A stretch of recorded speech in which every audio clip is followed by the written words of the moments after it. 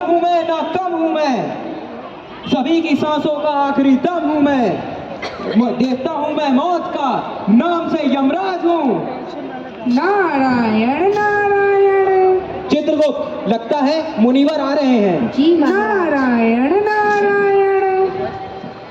क्यों धर्मराज, इतने चिंतित क्यों हैं?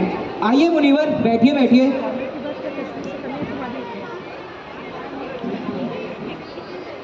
क्या फिर कोई नर्क की समस्या आपके गले का फांस बन गई है क्या? नहीं मुनिवर, पृथ्वी पर अनेक तरह के भ्रष्टाचार होते हैं, परंतु अब एक नया भ्रष्टाचार सामने आ गया है। वो कौन सा धर्मराज? भोलाराम नाम का एक जीव, जिसकी मृत्यु 5 दिनों पहले हुई। दूत उसको इस लोक पर ला रहा था, परंतु वह उसे चकमा देकर गायब हो गया। अब आप बताइए, हमारी व्यवस्था में ऐसे विघ्न आएंगे तो संसार में पाप का भय खत्म हो जाएगा। आपसे डरता ही कौन है धर्मराज? मुनिवर, वह अलग बात है। अभी समस्या ये है कि भोलाराम का जीव गया कहाँ। क्या उस पर इनकम टैक्स को तो बताया नहीं था? शायद उन लोगों ने रोक लिया हो। अरे मुनिवर, इनकम होती तो टैक्स देता ना। भोलाराम तो बेचारा एक गरीब, लाचार, बेबस व्यक्ति था। तो शायद किसी बड़े देवताओं में से किसी ने खुश होकर उसे सीधा वैकुंठ भेज दिया हो। बाबा जी, मैं स्वयं वैकुंठ गया था, लेकिन वो मुझे वहाँ पे भी नहीं मिला। तो धर्मराज, क्या मैं भी एक बार भूलोक का भ्रमण कर आऊं? क्यों नहीं मुनिवर। चित्रगुप्त, भोलाराम का पता बताओ। जी महाराज, भोलाराम जबलपुर गांव के धर्मापुर मोहल्ले में नाले किनारे एक झोपड़ी में रहता था। तो धर्मराज, मैं भी एक बार भूलोक का भ्रमण कर आता हूँ। अवश्य मुनिवर। नारायण नारायण। नारद मुनि भोलाराम के जीव की तलाश में पृथ्वी पर आ जाते हैं, परंतु समस्या तो ये थी कि उन्हें भोलाराम के घर का पता लगाना था।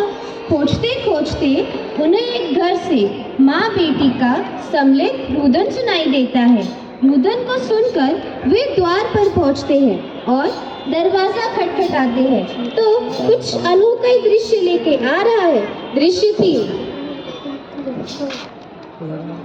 भूलोक पर तो आ गया, पर ये भोलाराम का घर कहाँ है?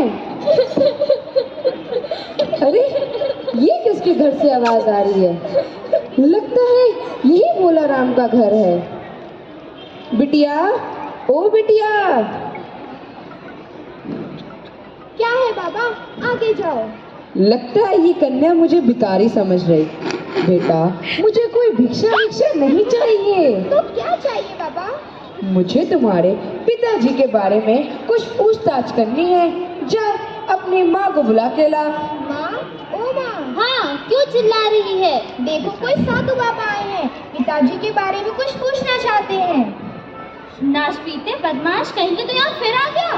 अरे अरे माता, शांत हो जाओ। मैं नारद स्वर्गलोक से। ढोंगी तो फिर आ गया। मुझे चैन नहीं है। हम मुकुमारी तुझे कुछ ना दे सकते महाराज, कृपया करके यहाँ से जा। अरे माता, मैं स्वर्गीय भोलाराम जी के बारे में कुछ पूछताछ करने आया हूँ। अरे अरे, आप रो क्यों रही हैं? अच्छा माता, मेरे एक प्रश्न का उत्तर दीजिए।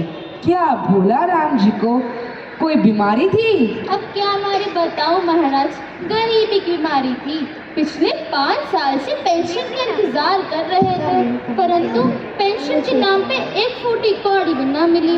हर 10-15 दिन में दरख्वास्त दे आते, सुहागों से जवाब मिलता विचार हो रहा है। एक खीर बेच खाई और बर्तनों की बारी आ गई है।